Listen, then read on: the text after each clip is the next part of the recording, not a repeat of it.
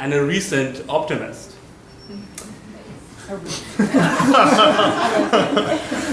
He's giving speech 4 from the Competent Communicator Manual, and for the guest, the Competent Communicator Manual is the curriculum for people who join Toastmasters. There's a total of 10 speeches, and Maran is on speech 4.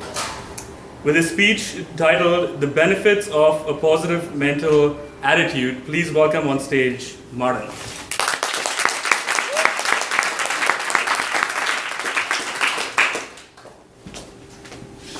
Good evening, everyone.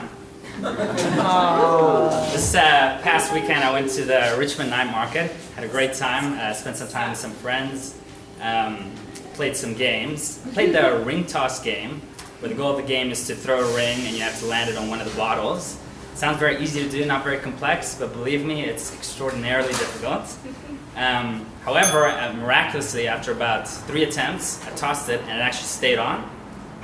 And so in that moment, when I realized that happened, like, my level of excitement was just off the charts. I was like ecstatic. It is a thrill like no other. And my reward was this guy.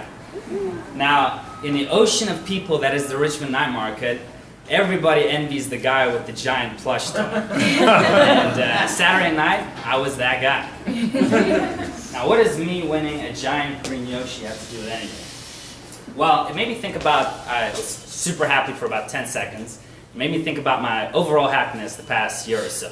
And I feel like I can confidently say I haven't been this happy in probably about a decade or so.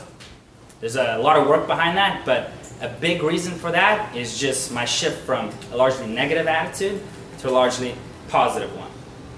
Toastmasters, I'd like to share with you just 2 great benefits of having a positive mental attitude. And I hope that you feel inspired after I give this speech to include more positivity in your lives and reap the benefits. Let's talk about the first benefit, the social benefits of having a positive mental attitude. When I was a little kid, and going back a few years, I was naturally pretty negative, pessimistic. I thought it was cool to be that, to say, screw this, screw that, this is dumb, so-and-so is stupid. But in recent years, I've tweaked my approach considerably. Nowadays, I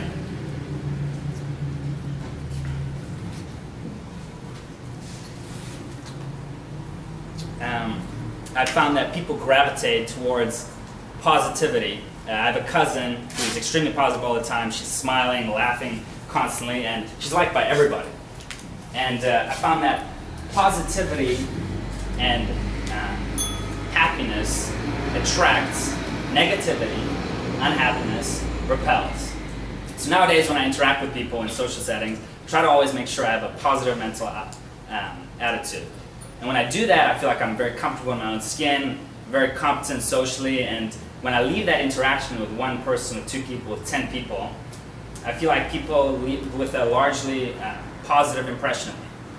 And that's been great, and that's largely just a tweak from being largely negative to largely positive. Nowadays, my social network is better than ever. I have more friends than I could ask for, and the quality of those friendships is extraordinarily high, I think. My business connections as well, and my dating life is better than ever. So, all that is really good.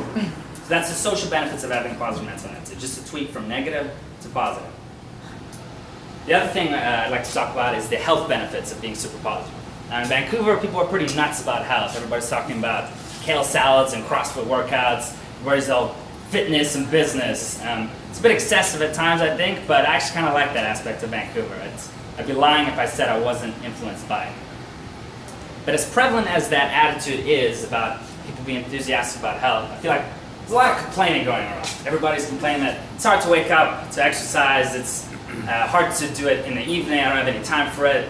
Food, I had 2 pieces of cheesecake that somebody brought in today, I probably shouldn't have done that, boo me.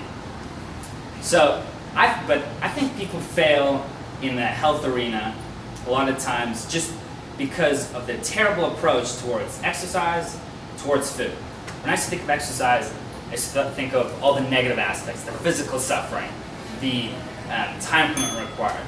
Nowadays, when I think about it, and food, same thing. I thought about, if I have to say no to this, I feel like I'm suffering so much. Nowadays, however, I took that approach just thinking about all the positives. When I think of exercising, I think of the positive impact it might have on my physique. It might I'll feel lighter. I'm a huge tennis fan, so that's gonna improve my tennis game. All those things. With food as well, I get tremendous satisfaction out of resisting temptation, resisting food item X, especially when I see other people indulging. So that's just a tweak from thinking negatively to positive. I feel like if everybody did that, it's really so simple. And when it comes to health, I feel like I'm in cruise control most of the time these days. So social benefits and health benefits of having a positive mental attitude. Those are just two things that I could talk more, but in the interest of time, I'll stop there. I'm a huge Napoleon Hill fan. You guys are probably familiar with the name.